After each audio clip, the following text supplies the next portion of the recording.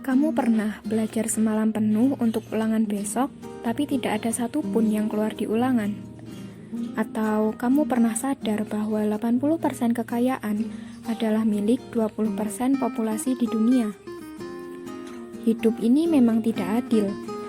Banyak usaha yang dilakukan, tapi tidak sebanding dengan hasil yang kita peroleh.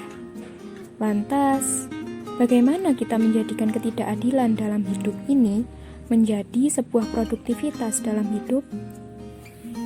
Yuk kenalan dengan Pareto Principle, atau lebih kita kenal dengan prinsip 80/20. Pada 1906, seorang ekonom asal Italia, Vilfredo Pareto, meneliti bahwa 80% kacang polong berasal dari 20% biji kacang polong yang ia tanam. Karena ia memiliki jiwa penasaran yang tinggi, ia juga menemukan bahwa angka 80/20 ini bukanlah angka yang biasa. Ia juga menemukan bahwa 80% tanah di Italia dimiliki oleh 20% populasi yang ada di Italia. Nggak hanya itu, angka 80/20 juga ditemukan di berbagai aspek di kehidupan kita. Di antaranya nih, 80 soal yang keluar di ujian berasal dari 20% bagian dari buku. 80% aplikasi yang ada di handphone kita, hanya 20% yang kita pakai sehari-hari. 80% kekayaan yang ada adalah milik 20% orang terkaya di dunia. 80% pakaian yang kita punya, hanya 20% yang biasa digunakan sehari-hari. Nah, sampai di sini kamu ada gambaran nggak kalau emang ada prinsip 80/20 di kehidupan nyata? Prinsip ini dikenal dengan Pareto Principle, di mana 80% efek disebabkan oleh 20% penyebab.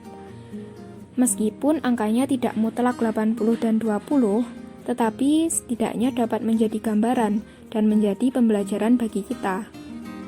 Nah, di sini aku akan membagikan tips belajar yang relevan dengan prinsip Pareto ini, khususnya untuk pelajar atau mahasiswa, yaitu dengan tips belajar 80/20.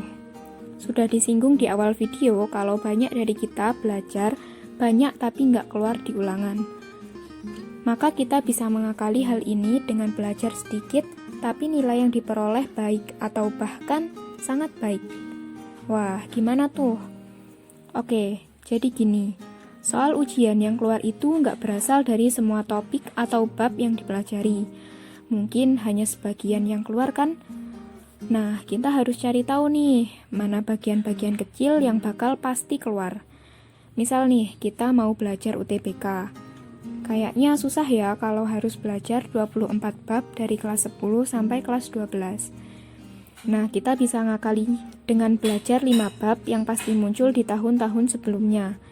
Dengan fokus di bab yang pasti muncul itu, kita bisa mendapat skor 700 tanpa belajar semua bab yang ada.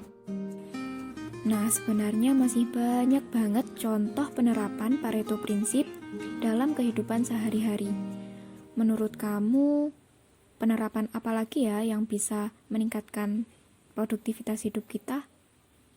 Tulis di komen yuk, kita diskusi bareng-bareng.